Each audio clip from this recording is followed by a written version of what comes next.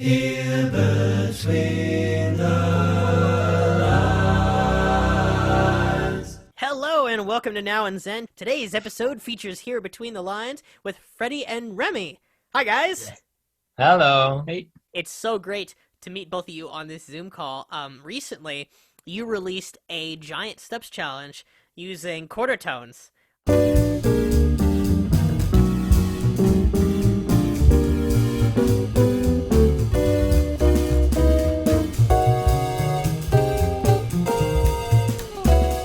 So how exactly did you guys come up with intermediate quarter tone chords to play? Like, what was kind of the process there? Were both of you involved? Did one of you decide? Like, how did that work? I think you actually made that arrangement, right? I think I started joking around with that, but I don't know. I think if we want to go the whole way back to the whole story, then we gotta start with Rami, and then at one point we will reach the arrangement of giant steps. Yeah. I mean, there's this... okay, so basically I wrote my bachelor thesis about Jacob Collier and his microtonal modulations using just intonation.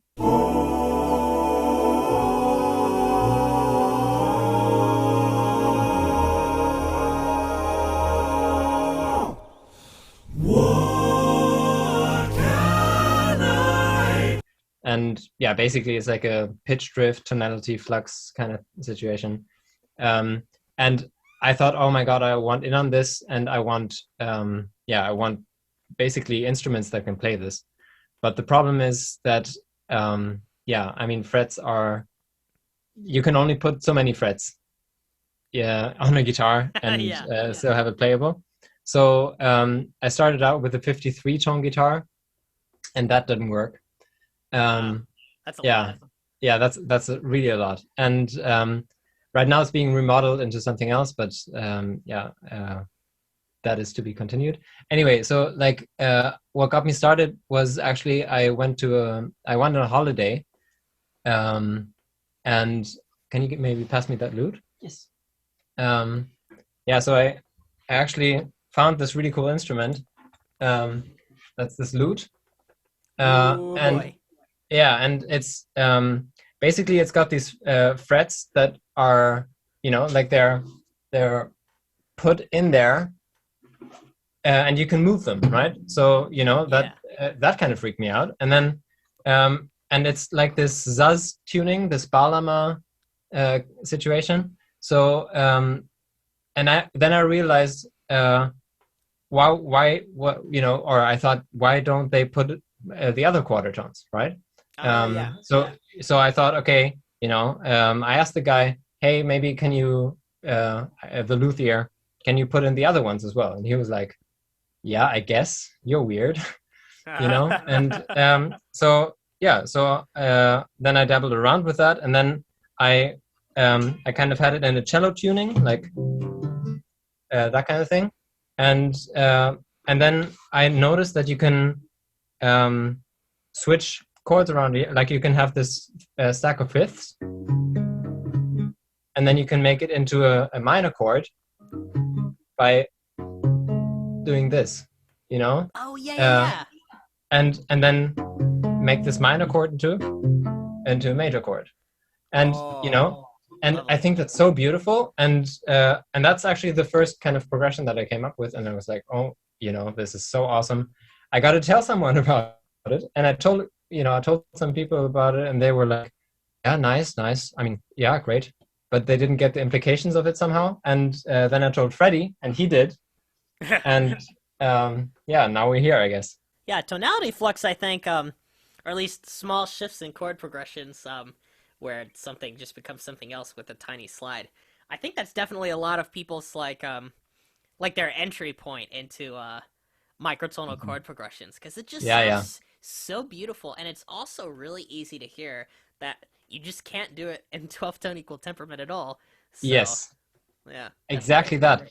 And I've talked to so many people about it, and they were like, yeah, but there's so much that you can do in 12, and you will never run out of options or whatever, and yes, I get that, but there are just things that you can't do, and that sounds super beautiful, and yeah, they're just they have their own appeal to them. Yeah. So I mean, basically there are I think two main approaches. The one where we keep all the intervals we know, like shifting from this progression to the other one, like with your loop, and okay, now we have a perfect fourth, now we have a tritone, now we have a fifth, but everything stays the same, but the motion is microtonal and the outcoming pitches are microtonal.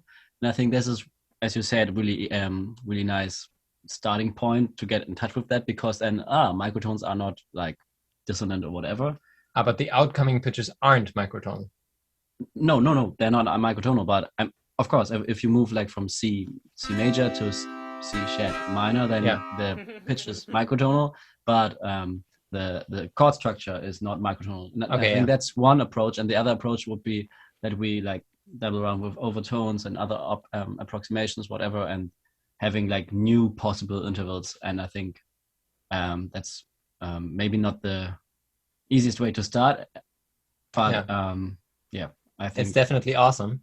It's awesome. But I think for me it was first also the first approach where we like started, okay, this is a structure I know and this is a structure I know, but I didn't know that I could reach it like that, basically.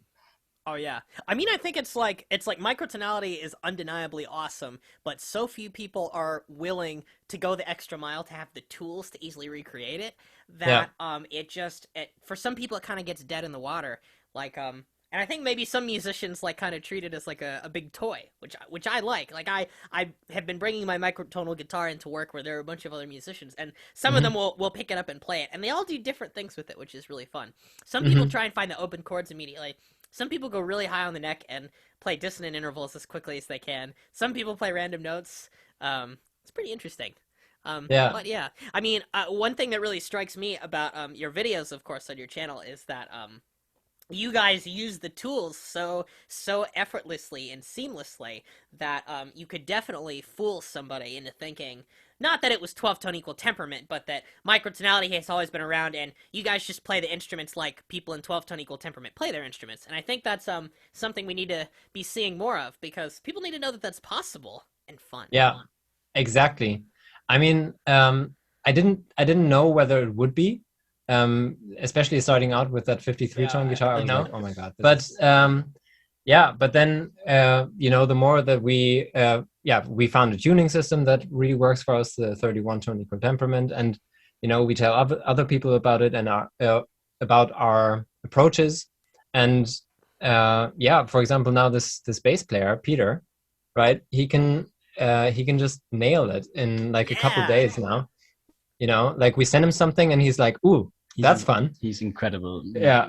And he was actually here today. That's why we still have the green screen up. I think it needs to be stated that it is still an effort to play. So it may look like that, but it is a lot of effort to make it look like that, right? Yeah. And, definitely. And I can also be easily fooled. I don't have perfect pitch, so of course one starts to notice more and more things. After a while, okay, and this sounds a little weird. Okay, this is less than a semitone or a quarter tone, whatever.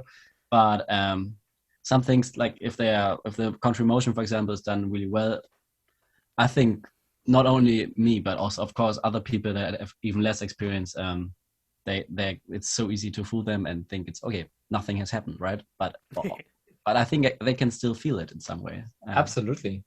Yeah. I remember just how my ears unlocked when I started. It's not like I couldn't hear those before, but it was like everything in my entire life. It was just like, let's round it to 12-tone equal temperament. So my ear was so used to doing that like, if someone had like a cappella sung like some kind of quarter tone interval, I would have said it was one or the other maybe, but now we're in a different place. Exactly. Yeah. How do you guys feel about the Lumatone? Does it make it easier? Yeah. Definitely. For me, it was actually we've been playing around and working around, and even started our channel when I didn't have it yet. And for me, I was kind of feeling, not of course because Rami was trying me to feel so, but I've always felt I was a little bit more outside because I couldn't really recreate it, and I'm also not that super big technology nerd type of guy. So of course we tried to find solutions and put stickers on the piano keys and whatever, but it was always so much effort, since we just talked about effort, that it was really hard, like, to convince oneself, okay, let's try this at home, and let's take some time. And I think this is really, really helping, and like making progress and feeling like inside the whole process way more, I think, definitely. So that's one of the main benefits. And I mean, just having a MIDI instrument that can do this, and basically you have endless opportunities sound wise, so that's awesome. Because I mean, I love this guitar and I love string instruments and whatever, but I mean, they are limited in the sounds they can produce. Mm-hmm. So it's great to have another edition of a capable instrument. And also change our way of arranging things, because yes, of course we had Rami's guitar and lute and whatever, but many times we were also like sitting at the piano roll and moving up and down, whatever. And this is just a whole different process now of having like keys you can press and feel, and and you get an instant response if you touch something. And I think that's way different from the computer. So I guess Lumatone and a piano roll, how do those interact? And do you two trade notation at all? Like how, like, I guess if you sit down with a Lumatone and you're playing in a particular equal tuning, is there a way to see that in a DAW? It's like DAWs and notation, it's hard for them to talk to each other, isn't it? Yes. Yeah, it's a nightmare. It's a nightmare. And I think I don't understand why DAW manufacturers don't make them editable. The only one that kind of does it is Reaper. Mm-hmm. So so I spent quite some time with like making presets there and trying to figure it out. And I have something that kind of works. So at some point, I will make the switch over to it. But I've got all these other presets and other DAWs for all my other projects. So it's quite difficult to move all that over and all the keyboard shortcuts and whatever. So there's this one DAW that can do that, Reaper, and it's basically the most capable one. And it can, basically, if you have the time and the energy, then it's really worth it to invest that into working with it, because you can really personalize it in a way that it's not possible with other ones. But not a lot of people use it, not a lot of people in Hamburg or in Germany, right. That I know, not a lot of people use it. So they would rather use Logic or I don't know, other stuff. How did you meet Peter? He was a guy that I studied with, and he actually played piano.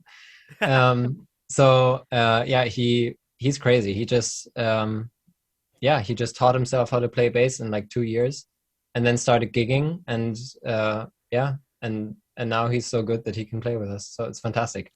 Yeah. Wow, that's incredible. Yeah, and he's super nice, and so we're glad to have him on board. Yeah, and there's also people that I'm currently studying with that are interested. There's a guitar player, Lucas, and I mean Tina, my girlfriend, is also she just played some strings. So there are people that are getting into this. So I have a in the town where I'm from, I have a men's choir. They claim that they've explored the microtones before I did, because of their intonation. So that's my part of the share. Yeah, exactly. What do you do with that guy who can't sing in tune? Oh man, exactly. If only there was a video explaining to me what we could do. Well, maybe I'll find it on YouTube. Exactly. That's great. Yeah. So Peter was over here then. Does that mean you guys have another video with him coming up? Anything on the horizon? On the horizon with X? Oh. Yeah. I guess so. I'm always a little bit I'm keen to share, but I'm always held back a little by my manager over there. We need to get things done first to continue. But I think we can certainly say that like we've worked the past couple of days like lot. And I think because I need a break at some point, so and Rami maybe too. So we decided, okay, let's do this, and before the summer break. Yes. So and there's something coming very soon. Maybe within a week. I think that we can say, right? Yeah. Well, that's very exciting. How did you guys decide to start making this channel? Like, how did that conversation go down? When did you have the idea? When was the moment?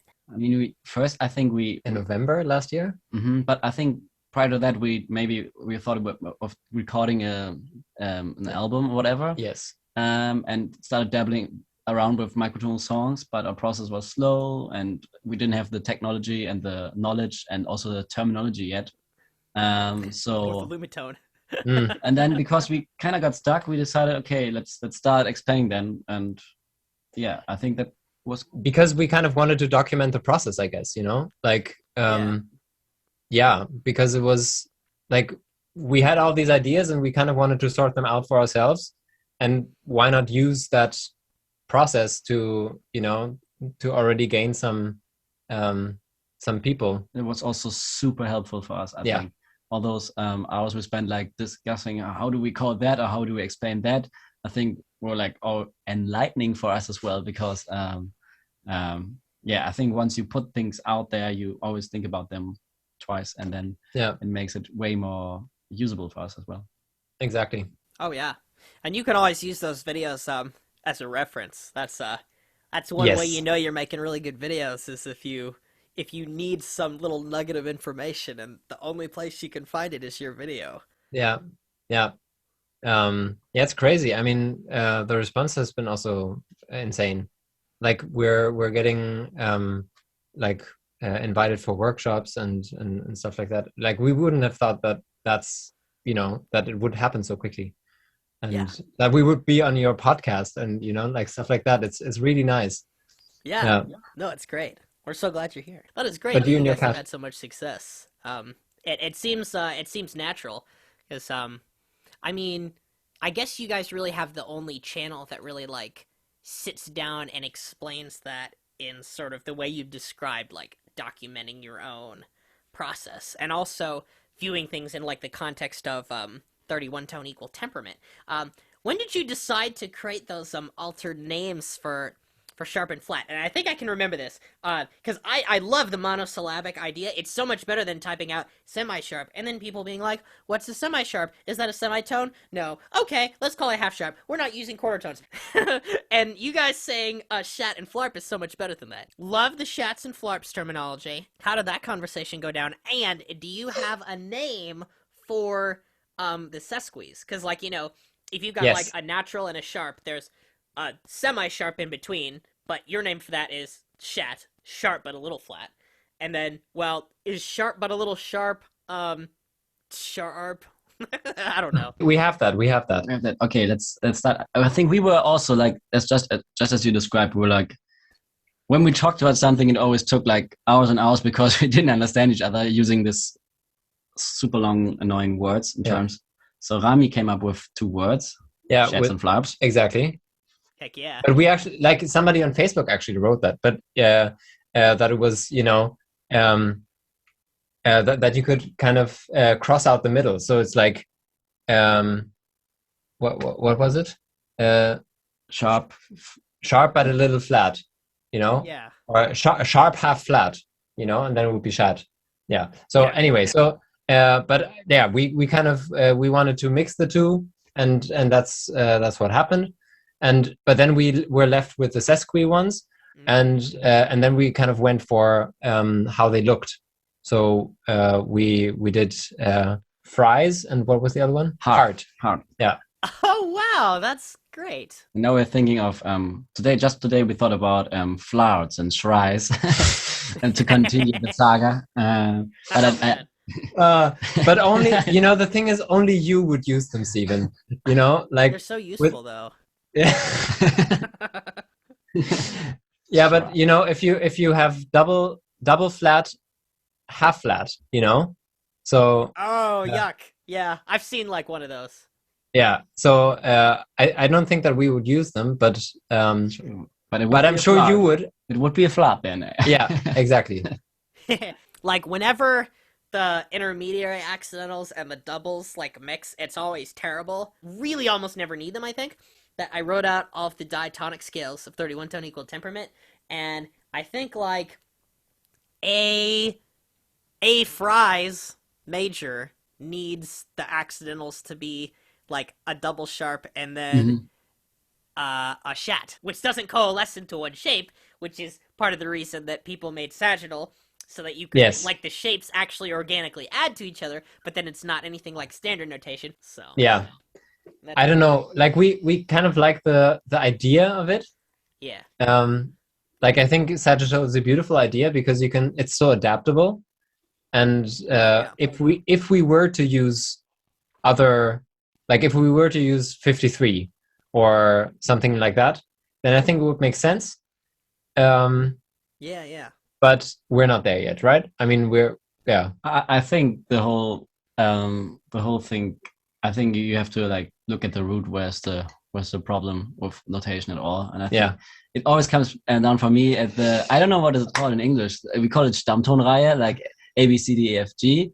And this is, of course, makes sense if you have like a music that is major scale based, whatever. But as soon that changes, I think the whole scale names, like everything is messed up, and the notation as well. So yeah, it's just junk. I think that starts there, and of course it has to become more complicated. It becomes more complicated with chromatic scales already. I have a student that just learned music, and he was confused with like, oh, which are next to each other, because he was already like, yeah, where's the sign coming from, right? And I think this is just like the next step, and the next step would be sheds and flaps and then sagittals and deviations and whatever, deviations, blah blah blah. So, but we never deviate from the first like letters, right? The A, B, C, D, E, F, G.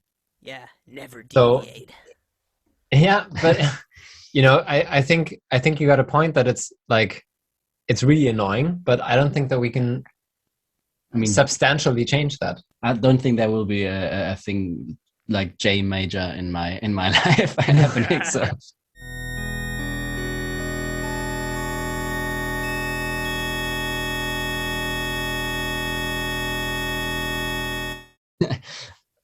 Yeah, it's a good point. There's so much like cultural inertia from just using the normal system that we have to kind of like hijack it. And I think that's fine. Every time I have a funny thing that I say a lot whenever people tell me to use sagittal instead of ups and downs. And I always say, whenever I've tried to use sagittal, I've used it wrong. Every single time. But when I use ups and downs, I'm never wrong. Not that sagittal isn't brilliant, but yeah, it's definitely a lot. Yeah, it should definitely be intuitive, and that's what I really like about up and down, like the words. Yeah. It just gets annoying when you have the sesqui family. Yeah. Like how would you call that actually? Like 3 up or? Ooh, well, that depends on the tuning system. You don't need any you don't need any ups and downs in 31 and 19, so that makes it really easy. Another interesting thing is that I don't know. This is something that K.G.L.W I have talked about briefly. He's the only person who I've ever seen mention this issue at all. But so probably I should be talking to more people. But I don't know. I think there's a silent understood notion that we only want to see the familiar accidentals with arrows pointing out of them. So, for example, in my transcription of Brendan Burns' 27-note guitar etude, the first chord is a B half flat major chord. If a B major chord is like B and D sharp, and then that goes down, then it goes down like either a diesis or a quarter tone, whichever one you want.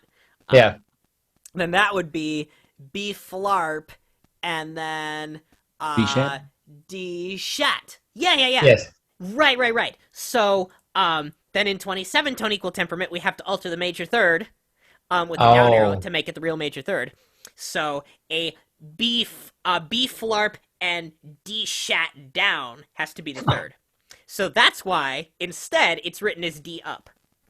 That's the incorrect spelling for a B flat major chord, but D up is a familiar accidental, and D shat down is not. Because shat down with the arrow means that you have a quarter tone accidental with an arrow. You see what I mean there? It's like, nobody wants the flarps and shats to have their own arrows. I think notation comes to its limitations in questions like this, because of course, I mean, some people prefer this, some people prefer that. For the violin part we just worked on with Tina, I kind of feel sorry for what we wrote for her. It sounds nice, but it looks awful. Yeah. So, that's fun.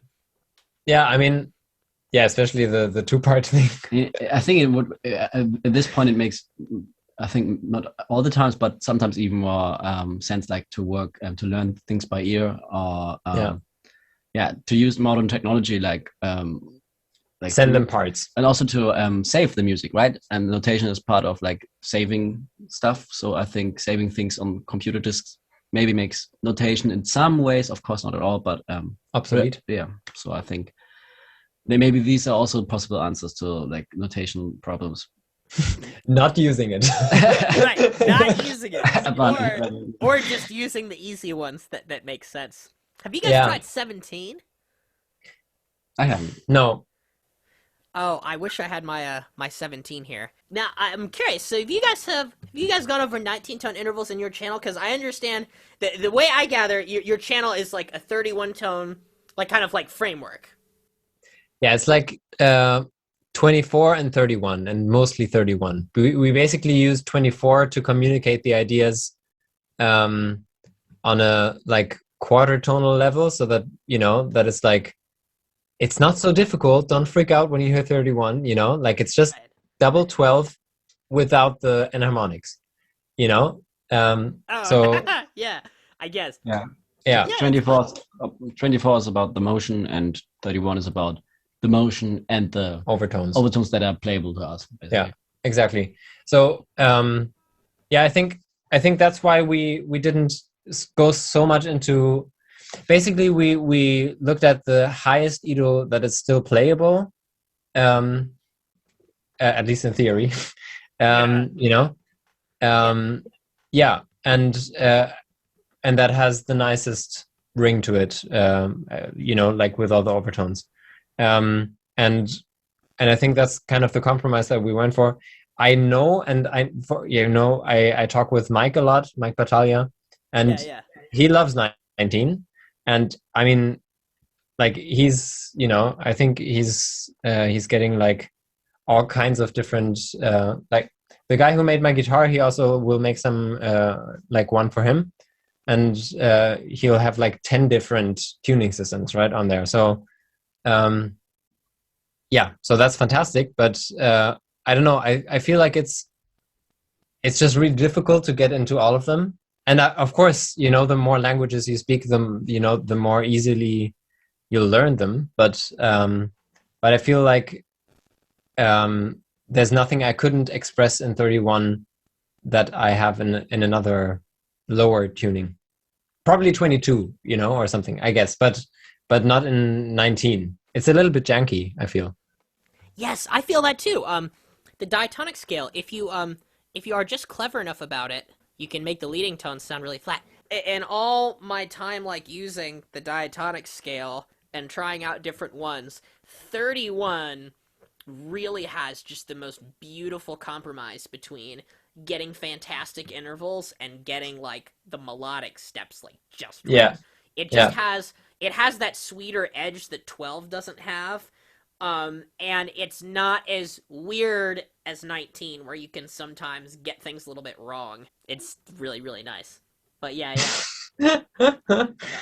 But can you actually like tell us what's the appeal of like 17 and 19? Because I watched this one. There's this channel called Superstar Saga something. Oh yeah, Superstar Saga. Yeah, exactly. Love that one. Guy. He's great. Yeah, and I really enjoyed the videos, and I think that he really got everything. No, probably not everything, but like Yeah. He got quite some awesome stuff out of. It was 19, right? That he went into, and then he had the Neotonic scale and like stuff like that. Yeah, in fact, I covered his really famous song on my channel. Or no, wait, it's oh wait, that's the major, and then the major seventh should be here. Yeah. And then he had super major 7. Yeah.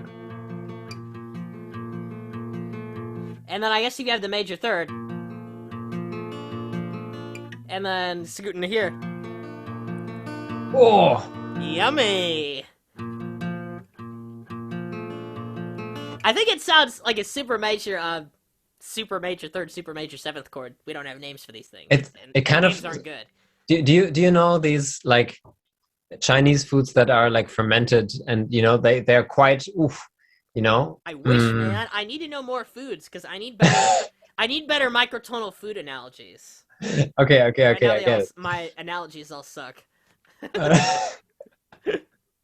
But definitely, yeah. Try out fermented stuff. Like, do you know? Okay, natto is, for example, these fermented soybeans. They're yeah. That's how that kind of sounds to me. That's interesting. I think the appeal of 17, by the way, there's lots of appeals to any tuning. A tuning, I guess, is it's a tool you work with that can kind of shape what you do in a myriad of ways. 17 can also be notated fairly easily. It would also use, shats and flarps. Unlike 19. 19 doesn't need them. In 19, they're redundant and unhelpful. But in 17, they would get you like intervals like a neutral second. So a second between major and minor is 2/17 of an octave. And then like a neutral third as well. Which sometimes a neutral third will sound better than a super major third or a major third, depending on what you want to call it, in 17. So I think people who are very interested in having pure sounding stuff will use it for like a Pythagorean tuning, because it's pretty much like a 17-tone circle of fifths. And I think it's also pretty pure with some 13 limit intervals, although I haven't really heard that used as much. The thing is, if you have 13 limit intervals, but none of the lower limit intervals, right? Then it's like, I don't know. It's so out of balance, It's like a top heavy thing, and then like I feel it kind of falls over because you don't. It's so thin. It can't really. It's not stable somehow. Yeah, that's interesting. That's an interesting theory. Or you have to fill it up with your voice, that would be, but then it's kind of cheating because it's not really in the. You cheating. Of course. I'm all for cheating, like where it doesn't fit, just do something else. But I don't know. But that's how I kind of feel about these super high limit things. I mean, of course, it's important for if you have an instrument that needs to be built, refretted, or programmed, whatever, like to agree on something. But when it comes like maybe to working like completely freely and you have all the options to change, I think then maybe the question, what temperament system should we use or is best, gets kind of obsolete, because if you wanted to have if you wanted to sound like that, then do it, and if you wanted to sound like that, then do that. So I don't think I mean, playability and shareability may be, of course, important, but when it comes to arranging or composing, and of course in your head there shouldn't be any limitations to that, then I think temperaments shouldn't like be like as present, because then we maybe do the same mistakes as we do in 12th Tet, where we say, okay, this is the only set of notes I can work with, right? And if it doesn't matter if I have 31 Tet, I also think, okay, this is the only set of notes I can work with, but of course there are more, right? Yeah. Or others. Yeah, exactly. I'm sorry that I kind of sounded like I didn't appreciate lower Tets or Tet system, because I love the stuff that, for example, Savage is doing, where he, like, I mean, he's awesome, and there's so many fields to, just like the emotional content of a tuning system or like a TED system is really so unexplored that you can let yourself fall into this weird realm, and and really, I don't know, it's really different. I love it. But the thing is that there's not a lot of very good like well-produced stuff out there, so that you can really listen to it and get listen to it in its own right, because there's always this barrier. There's this barrier of production quality that is stands in between you and the experience that you could have with the temperament. So I think that he really bridges that gap fantastically, and we need much more enthusiasts in to make different TED systems feelable, because we're really in our head most of the time while we talk about these things and about approximations and whatever, but to really feel it. And sometimes it can also be off and sound awesome, it can totally happen. But I don't know. Savage has had to do so much work to make his stuff sound like it is well produced, to get around the limitations of the synthesizers and all that. So it's great that I think enough people are getting interested in tuning, and enough developers are wanting it, that soon it's gonna become more accessible as a tool. But man, I don't even know what the schools are gonna do when it becomes a fad and stuff. Like, I mean, we're talking to the Hamburg Conservatory. Oh, awesome! And I mean, I still go there for composition classes, and my professor loves our stuff, and so I think we already had this. We had a workshop. Workshop, which was live streamed and hosted by the university. Exactly. And, awesome! Yeah. So they kind of opened the door a bit. Yeah, exactly. And there's probably going to be more. We're doing this whole project. So there's definitely collaborations going on right now with institutions. They're slow, but I mean that it's happening at all is really nice. So it's really encouraging. I think there's just a big turnaround, and more people are just getting more interested in it. Yeah, I think so too. Yeah, I mean, lots of, as you already said, lots of our fellow students and friends kind of say, "Oh, I checked that out. Yeah, I want to try that too." And I think, somehow that has to be a starting point. And there's this bass player, that came up to me. There's he's like this master student, and I was he was always a little bit ahead of me, in higher years. So so I always looked up to him and was like, okay, cool. And then he came up to me in the hallway and said, dude, really nice videos. Yeah. I'm also checking it out. Maybe we should grab a coffee sometime, so can you explain that stuff to me? And I was like, yeah, awesome. I just wanted to hang with people and talk about this stuff.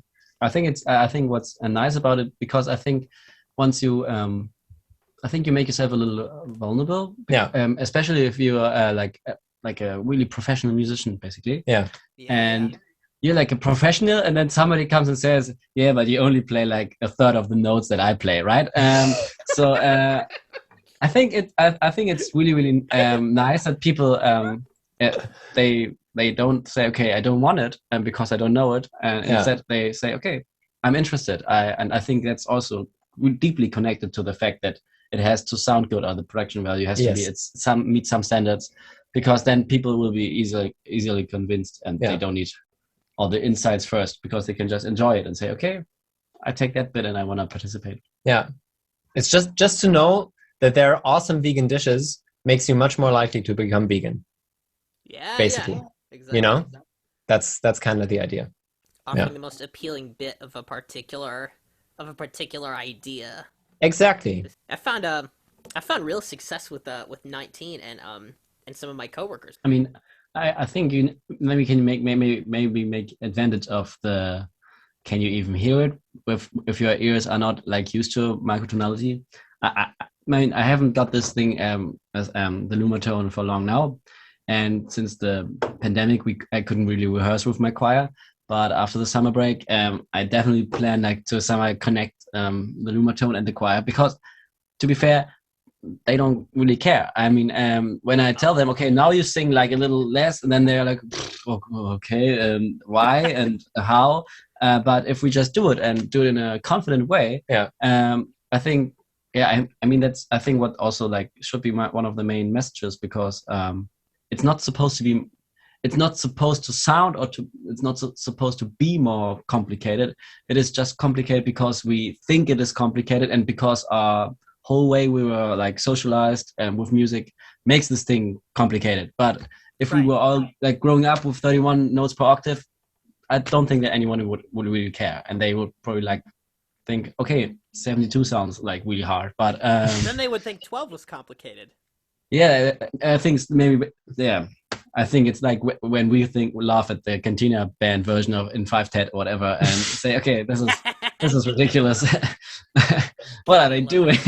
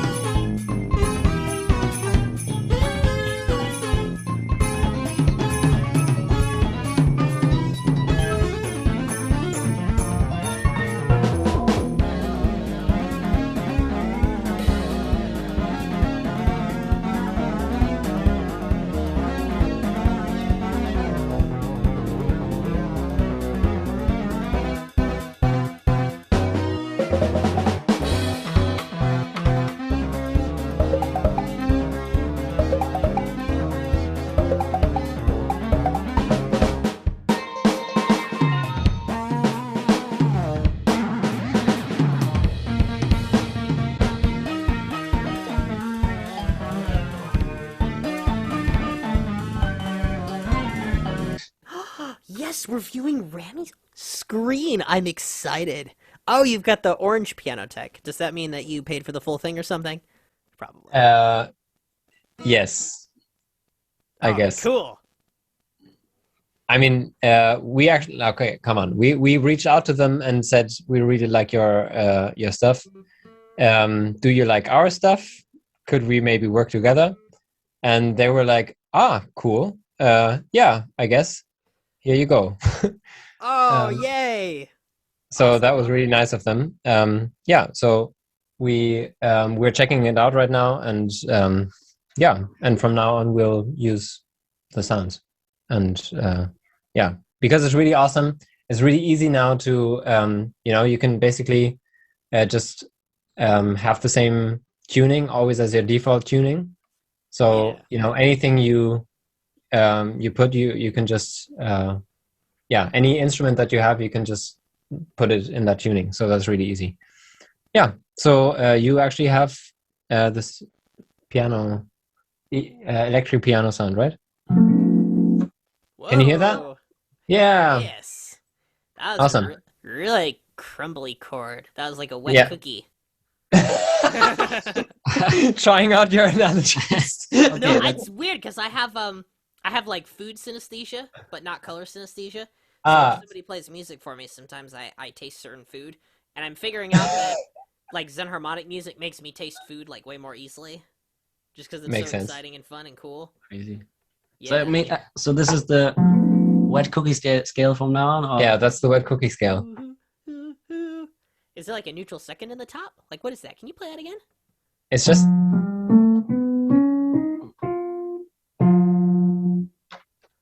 Oh no. What? Is that the diminished octave? Yes. Yes. Okay, can you play it one more time? I feel like I can figure it out if you do it again.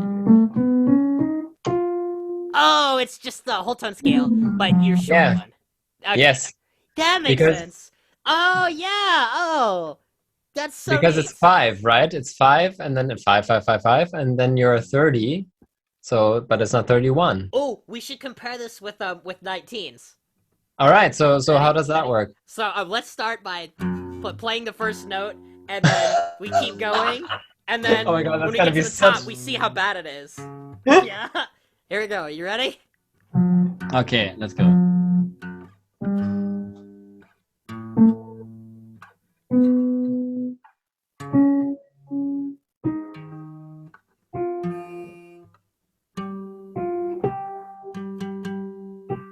Yeah, but it needs to be one lower, where we overshot the octave now. Huh. What happened? Let me try again.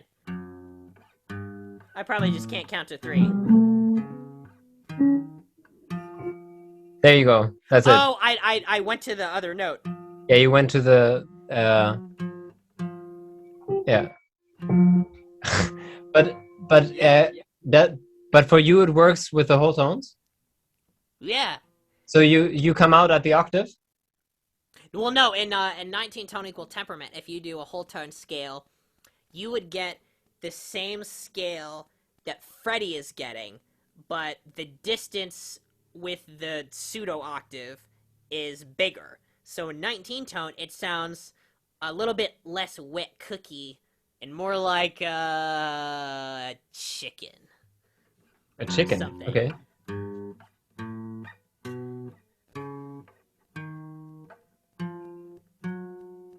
Ah, okay, so it's directly in between. That's weird. It has like a legitimately, like when you do it over there, it just sounds like wrong whole tone. But here, Yeah. it's kind of like it has a legitimate like 6-note scale sound, which is really mind blowing when you think about it. Let's see. Yeah. But yeah. but wait. So basically, is it a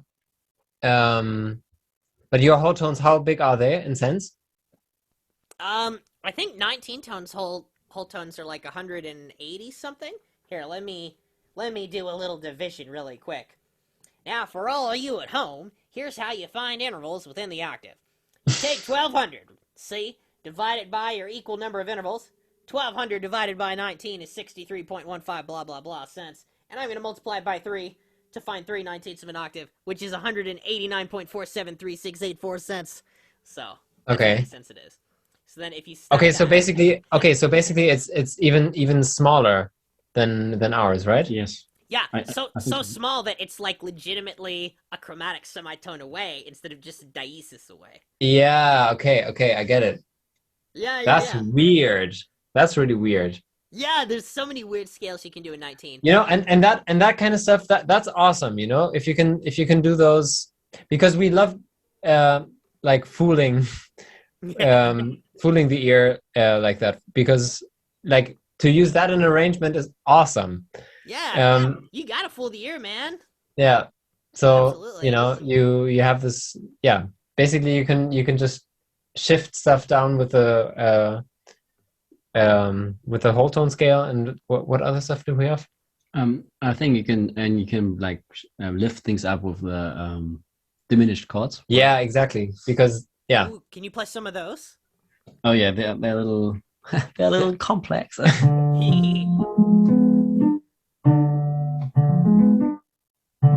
Oh, I see. And so, since the minor thirds are a bit sharp from 12 Yes. in 31, it shoots Yes. past the octave by 1. Exactly. Ooh. Exactly that. Ah, that's like So- a wet noodle.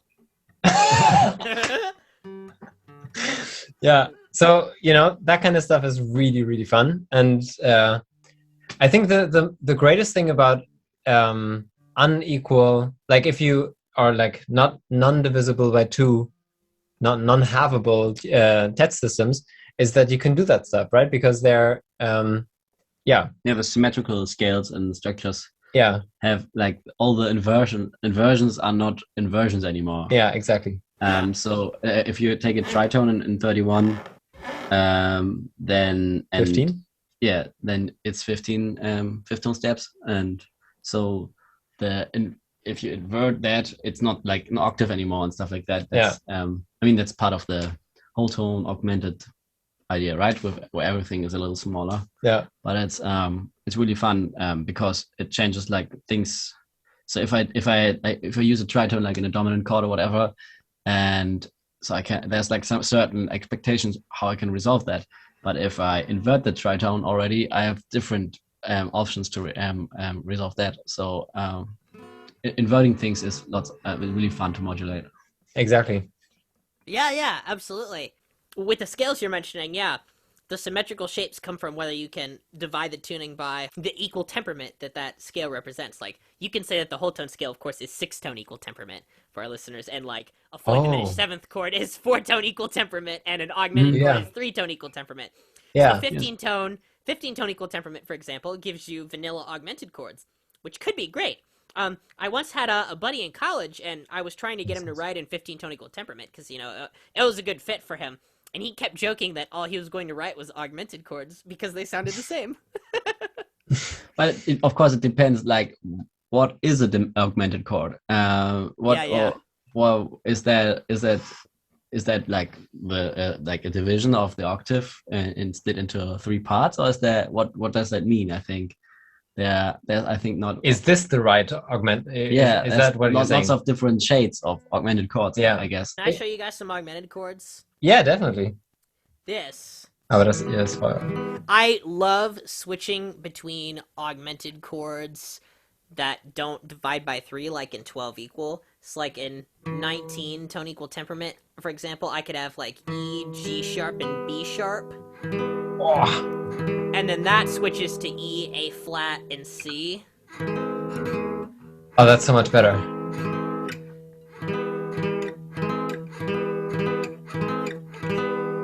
Ah, yummy. I really like the one with the C, but the other one I'm having trouble with. Oh, really? This one, huh? The first one. Oh. Not your cup of tea. I think I know why. Here's the second one. Yeah, much better. I think I know why you don't like the first one. Okay, tell me. It's because of this. Yeah, that sounds rather like. Because the subminor 6th and 19 tet encroaches on sounding like a really sharp wolf fifth. So yeah, if you're not exactly. careful, that unpleasantness will seep in. Well, now what would be interesting for me, because I kind of have this theory that you can stabilize chord structures that sound rough by giving by putting another interval in there, right? So yes. So for example, if you would how would it sound if you put a 5th on top of that on the last one? Ooh, like E, G sharp, B sharp, F double sharp? Yeah. Let's give it a try. Hold on. Well, I just have to figure out how to play 5th first, because these strings are funny. Hold on. No. Oh, wait, maybe I have to do this. Okay, wait, I can do this. You guys can tell I'm not a guitar player, right? Well, I mean, I am, but There it is.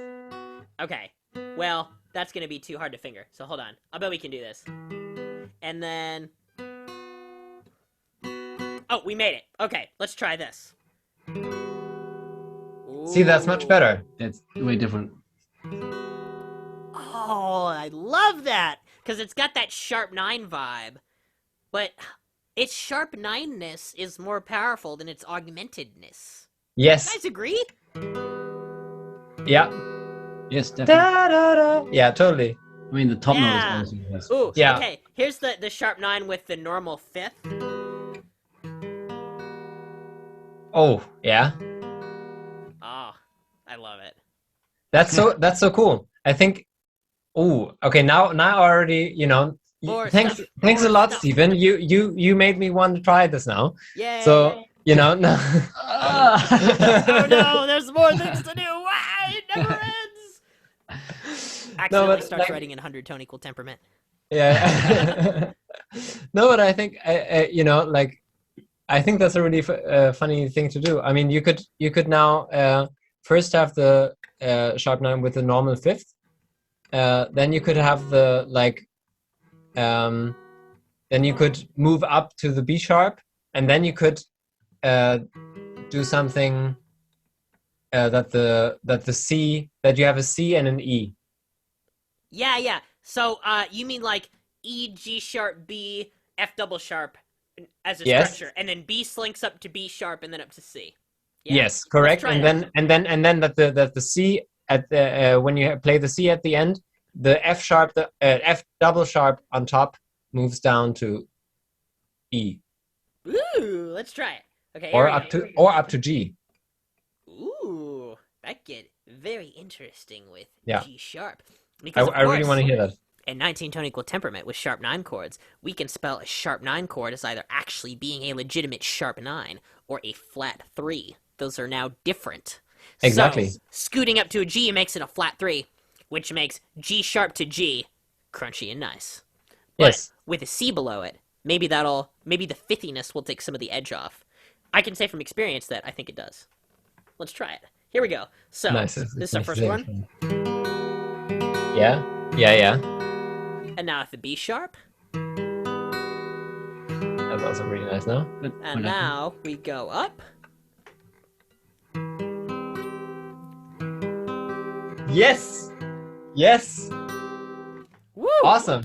That's a really cool. Yeah, but that's a super cool progression. I think that's a really I think that has potential. Yeah, I was just talking about this with someone the other day where I'm really getting lots of mileage out of like chord progressions where you have lots of different variants of a chord in a tuning system that are all supposed to be the same in 12 tone equal temperament. So the 12 equal brain just hears that and is like, ah! We also had that, right, with a sharp 8 thing. Yeah, flat 9, sharp 8 kind of. Yeah, definitely, and also sharp 9, I think. We're definitely also. I think that was actually in the first episode that we had with the pivots. Anyway, like this F minor over G, and then the G stays the same, and then it's like yeah, exactly. Then the A flat goes to G sharp, and then right. Whoa. Because of the what? So like the A flat goes to G sharp, but does the G go up to G sharp, or does it hang out on G? No, I can do that in 19. I'm surprised I know how to play this chord, by the way. Very good, yeah. Yeah. G, and then F minor is legitimate. Oh, you're all the way up there. I love it. Or maybe actually you just have way more frets than I do. Okay. And then like. Yes. That's tasty. Exactly. But do you have a harmonic 7th? Huh? Do you have the distinction between the F and the E sharp? Yes.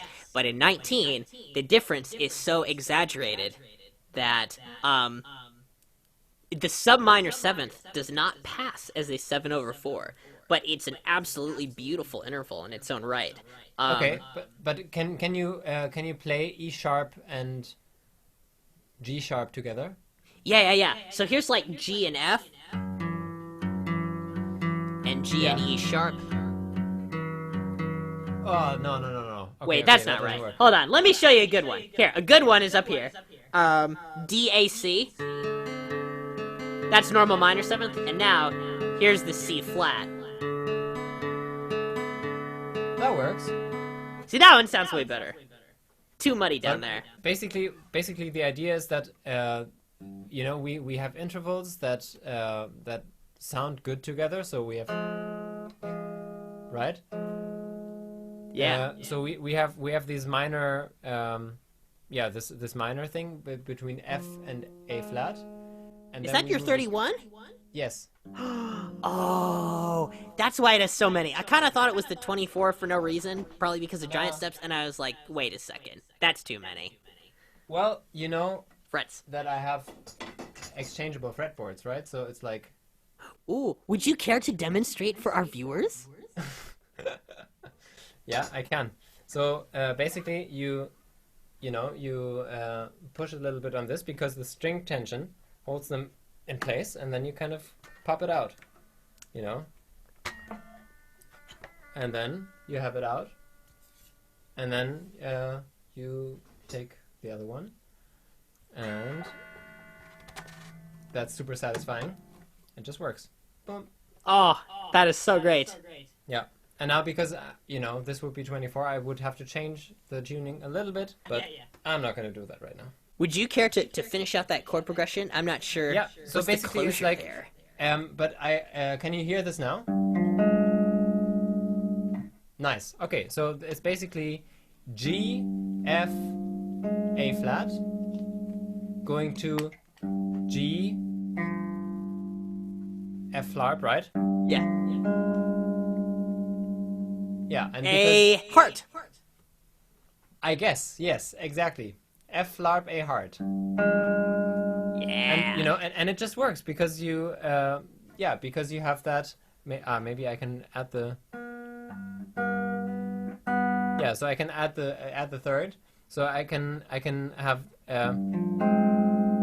So that's the C on top, right? And then you have. Ooh. Doo-doo. That's so beautiful that, like, if I wasn't paying attention, I would just be like, oh, he's just playing, like, a G jazz chord that does, like, a 4-3 thing. And, like, I wouldn't even pay attention to the inside at all. Exactly. And that's exactly the point. Because the chord structure is so, it makes so much sense. So, but the nice thing is that because, it moves by a diesis, you can you can shift it in the other direction as well. So you can have this one, and then you can move it to let me try. Where is it? I can't reach the other one.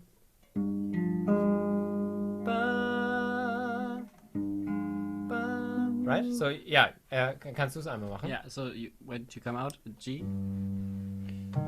No, what did you do? Yeah, basically you leave the F and A flat, and you make it into a G sharp. So you play C and then C flat, or like B sharp. I didn't catch that, to be honest. So you play G, F. Oh, you want to have the... Yeah, exactly. Okay. G, F, A flat. A flat and C. And C. Exactly. And now you the C moves to B sharp and the G moves to G sharp. I think I get it. Okay, and the rest stays, right? And the rest stays. All right. Exactly. And now we can modulate to C sharp. Gotta have that C sharp. Yeah, exactly. So you can have it either way. Either you push it down the inner voices, or the inner voices function as a pivot, and you can move the rest up. Yeah, I think the motion I think that goes for every cadence, resolution, whatever that one knows from jazz, whatever. Then in other tuning systems, especially in 31, it's with pivoting. It's like really fun because you can always have a different direction to go to. Yeah. Which is like fun, right? Absolutely. Oh yeah, it's so fun. Can I tell you guys about two scales I really like in 19? Yeah. Dude, and also you need to tell us about the subdivided minor 6. Troubled water, I will ease your mind. Subdivided minor 6. Ooh, yes, the bass line. Yeah. Yes. I found that two 19-tone scales, two MOS scales, I really get like a lot of mileage out of. And I'm actually, what's interesting about it is that, like, if you're in the microtonal community for a while, the idea of sticking to a set of notes, if it's an MOS scale, is like a starter kit. Like, if you don't know tuning, like, hey, I've just got this 8-note scale, I'm gonna noodle around with it and see what happens, Well, that kind of a thing. And I think that approach doesn't work for 19. And 19 is it's a very oft-touted beginner tuning, but then it's not often used because the normal methods that microtonal people kind of plaster onto tunings as being easy to start with don't work as well for 19. So you have to get really creative for it. And one of the things I like to do, the two scales I like are the Semaphore 9 scale, also known as the Godzilla 9 scale. And that's a scale, oh, I know how to play this. Please let me know how to play it. Let's see. Okay, here. So this scale goes like this. The idea is that you go do, re, mi, but instead of going do, re, mi, fa, you go do, re, mi, fe, and then everywhere where you have a half step normally, you just put a chromatic semitone instead. So you get a scale with 5 large steps and 4 small steps, and the small steps are 1/19 of an octave, and the large steps are 3/19 of an octave. So it sounds like this.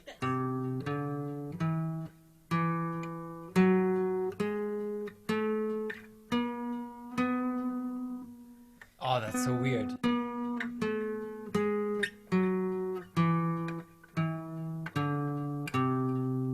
Oh, 9 notes. Oof. And I love it for melody, because if I use it in a melody, it will inspire me to create very chromatic relationships in the harmony that may or may not be in the scale. They usually are, but with one exception. Kind of like if you have a natural minor scale, how you might like sharp the leading tone to get, the dominant chord. I might do something like that in one of these scales. The other thing that's really inspiring to me in 19 is using chains of minor seconds to get in a really different place than when you started. And actually, if you chain those all up, you have the Negrapint 9 scale. So that is, I'm not even going to bother doing good positioning for this one, because I don't, know the scales, really. It's just every individual thing. But if I just go up minor seconds here...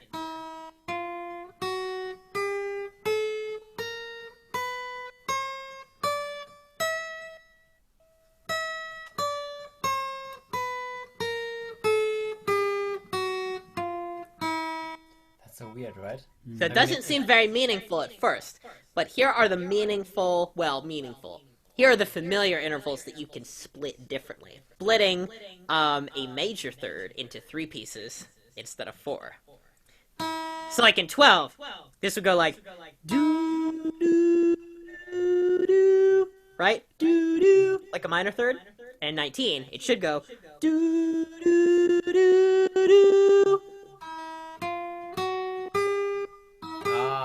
Isn't that so cool? That's really cool. Yeah, that is like my favorite thing. Yeah, we also found that with different intervals in 31. Yeah, well, basically, I mean, we already talked about the minor third, and basically the major third is just one more step like that, right?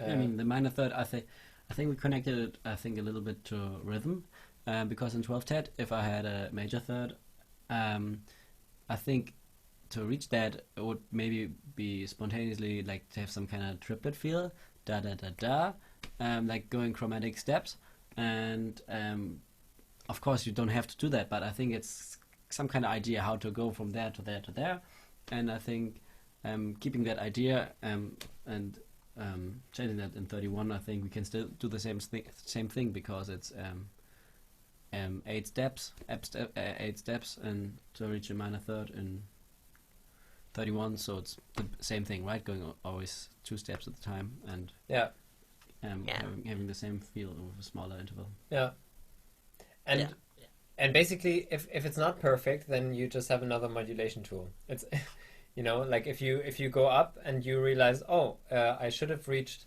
like this. This almost sounds like a fifth, but it's not. Yeah. Then you can either, get away with shifting everything down or up, or you can, like you did now. You at the end you had something left over. Yeah. You said, yeah. So you can always do that, and like people are so striving for perfection always, but it's also fun to have unequal divisions of, of stuff. I mean, basically, the overtone series is an unequal division of the octave. Yeah. So, that's also fun. That's by the way, I wanted to say basically, if you were to reinvent notation, then I think the system should kind of model it after the overtone series, right? Because that's kind of the thing. Like you have theory of harmony, Mm-hmm. and then you have the overtone series, and they kind of, you try to make them compatible. You have the different TED systems, and they try to, try to combine it, but it doesn't really work. Yeah. But doesn't that have something to do with how we perceive music? I'm not really an expert on that, but I think like the overtone series has a it's exponential, right? Yeah. It's the right term, but I think we perceive a music not in that way. I think we perceive it linear. I think I heard somewhere. So I think that may be the reason for why we came up with that. Yeah, but I don't know. Like, I definitely perceive music harmonically as well. Like I feel like this and like this kind of. Ooh, yeah. I mean, I absolutely agree with the linear thing, but that's kind of like, I just had a discussion yesterday with a friend of mine. He's called Typhoon, and he's a ney player, and he plays Turkish and Arabic and Middle Eastern music, and he definitely perceives music mostly in these, in this linear fashion, and I think it's one way to do it. It's true. Yeah, perspectives. Perspectives, yeah. If you get linear with it, you can even kind of get into a polytonal thing. Like it's almost like using your selective hearing to pick your own tonality, which I just love. And have not used nearly enough, just because like polytonal microtonality seems like a lot to add to something that's already really difficult for most people to accept. But like I definitely want to go there more. There's just so much to do, man. Like, and that's the thing is like even with microtonality in tuning systems that have great triads, people mostly start with the triads. But it's so rare to hear people do something like, ooh, I'm going to write a piece in 31, but the only harmony I'm going to use is like half diminished seventh chords for my resting stories, Just things like that. Like, those almost never happen, Like, people don't think in microtonal systems like they think in 12. That's true. Because they already, like, there's been so much done in 12 that they don't have any other choice then. If you want to be original, you have to extend it. But it's a nice spot, because I think I feel more like of course I am, but when I'm in 31, I'm glad when I hit a major triad, right? And I actually hit it, and when I'm at the regular piano, I'm trying to see what can I do? What's the furthest point I can go? Where can I modulate? And then so I think that's fun. I think written music, sheet music, is kind of like stuck where the paintings of the Christian medieval period is. Maybe like this two-dimensional, like no perspective allowed, whatever. Ooh, maybe that's good analogy. Definitely. I mean, that's how we do it, and that's where it comes from, right? The scores. I mean, I think the dimensional thing is something I think that's really interesting when it comes to lots of topics. Yeah. When I I don't know. Let's take biology class for example. When I look at a cell, I see a two-dimensional thing, right? And I have to perceive it like that, and that's the only way I can understand it. Unless because I don't want to like dig into that, right? But it is not two-dimensional. So I think if they were like, I don't know, funky things like holograms or whatever, maybe they would change the way how we learn, right? Maybe that could apply. And the speed at which we learn. Yes. I think it will bring things to interstellar directions, right? For sure. Maybe Christopher Nolan should do a movie, new education systems, whatever. Yeah. How cool would it be to have like any piece of popular media at all that acknowledged the existence of microtonality? Like just one. Like just to have the word microtonal in it. That would be so cool. I would actually lose it. But you know it's not going to happen. Unless they accidentally mention King Gizzard in the Lizard Wizard.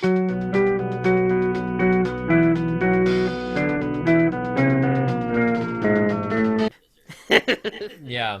It starts out as gags, and people use, or like as, as a meme or as a, whatever, that kind of thing.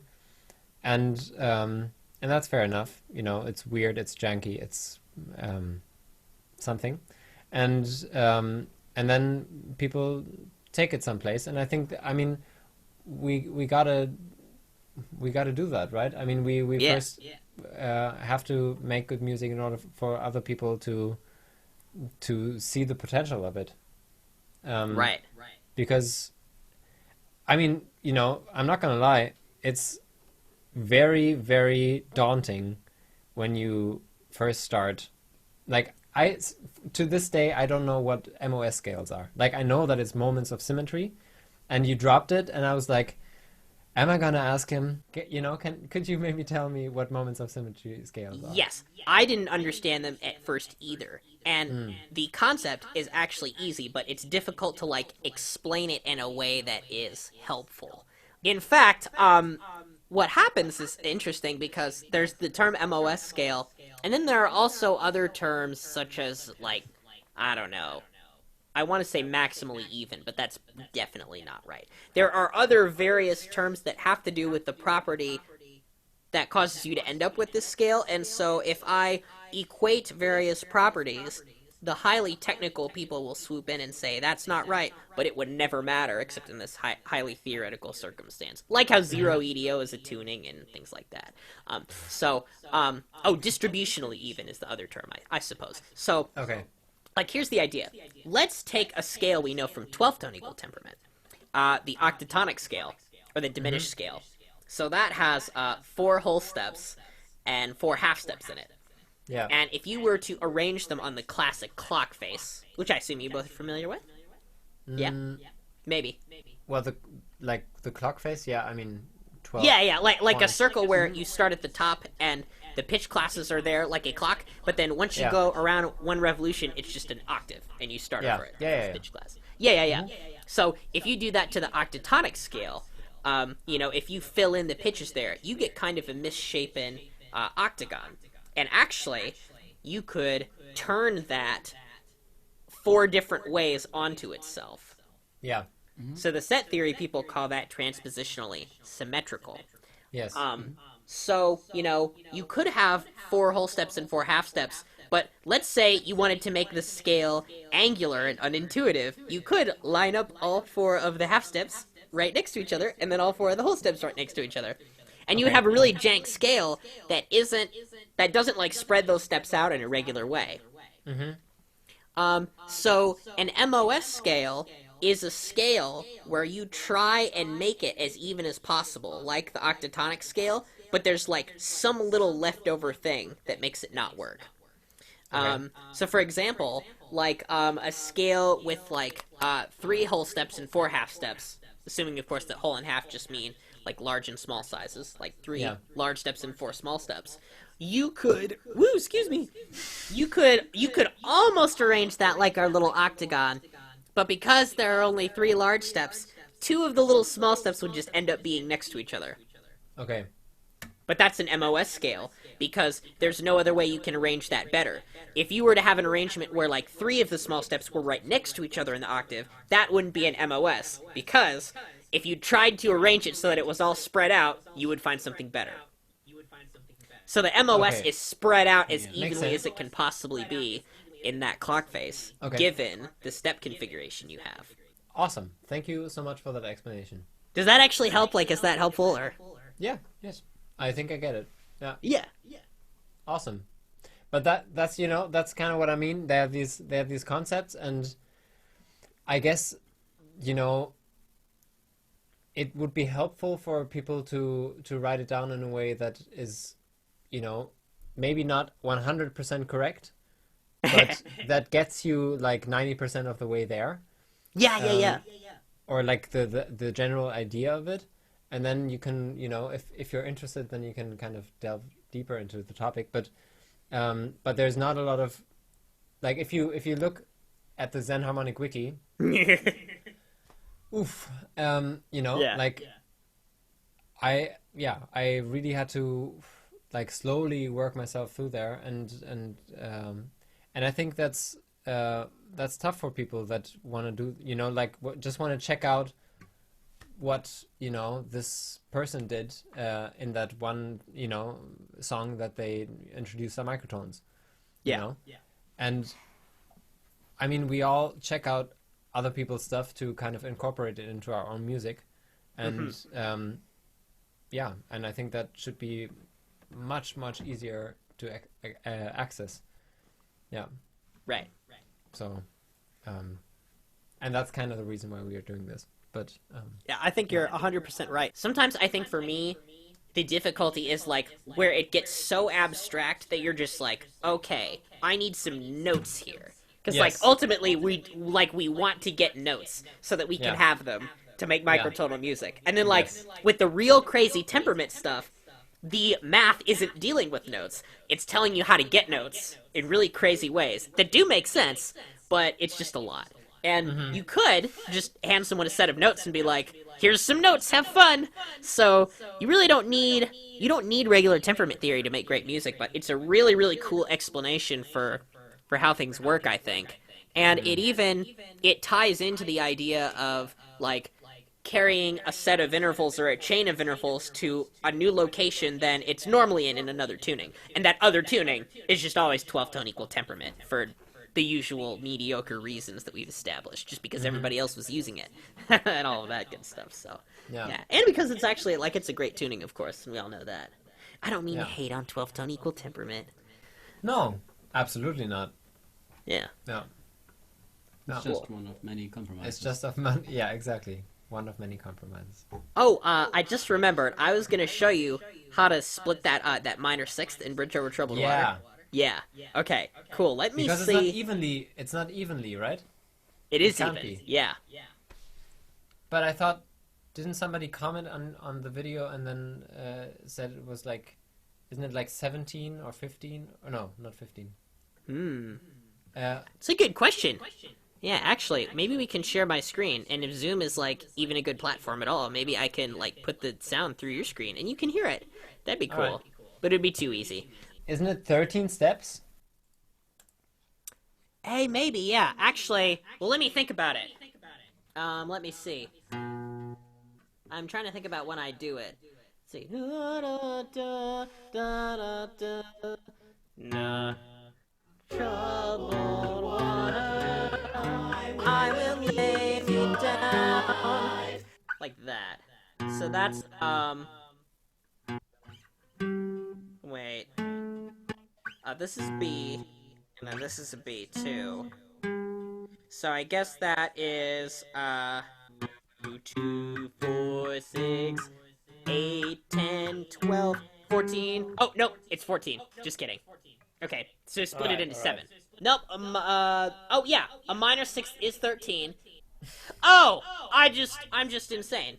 It's literally just a major sixth. That's why. Ah, there you go. Yeah, that's why. Oh my god. Well, now I'm gonna clarify in that comment, though. Alright, yeah, but no, ain't nothing. So, where is it? At what timestamp? When I'm singing in, like, yellow? Yeah. And then... Here, if you just play it, I'll play along. I'll show you.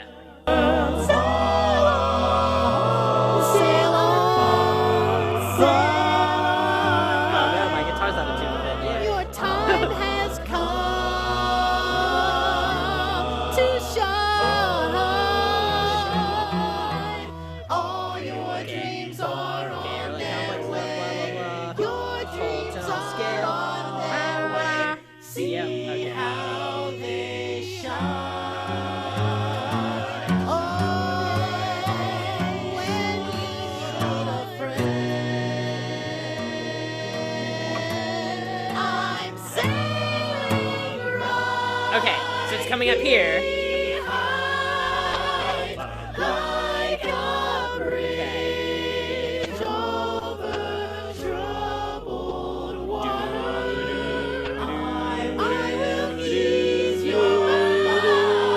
It's that. It's like these notes here, the in-between notes. Yeah. I somehow, like, I harmonize the chords so that they're, like, acceptable in, like, a sub-minor kind of way. Like, the melody notes I'm singing have a relationship with those in-between chords that's, like, a semaphore 9 kind of relationship. But the bass line is Negri 9. So that's the entire inspiration for the bass line. It's starting on B and it goes B, C, D flat, D sharp, E, F, F double sharp, G sharp. So F double sharp going to G sharp is already functional, right? Because that's like D sharp 7. So I did that. And then the F is kind of like a B whole tony thing, like with B's, A's, and F's in it. E is just E major, and D sharp is like a B with the D sharp in the bottom. So that's already B-like. And then the C and the D flat, I'm not quite sure what I did for those. I think for D flat I did something real weird, but for C I did something like A minor. I don't remember. You get B, C, D flat, and then here, if we go up by the semitone, we get E double flat. And in 19, that's the same as D sharp. So then I choose to respell it as D sharp, since we're in B, and that makes sense.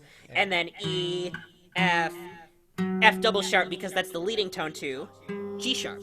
And in the normal chord progression, B does go to G sharp minor, like that's like the whole point of it, like to have that deceptive thing, right? Yeah. But then this just approaches it in a new way. And it's actually like, it's really basic when you think about it, right? Because it's just quarter notes. But the fact that it splits it new, I think is really cool.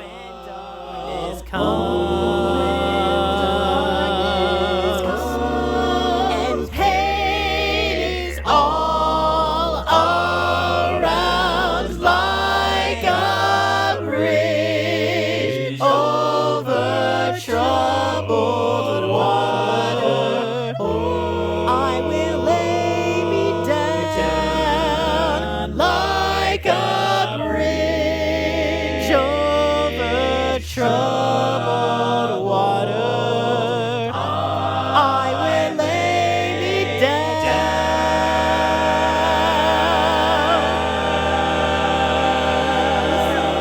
on silver curls. Sail on. Your time has come to shine. All your dreams are on their way. Your dreams are on their way. See how they shine. Oh, when you need a friend,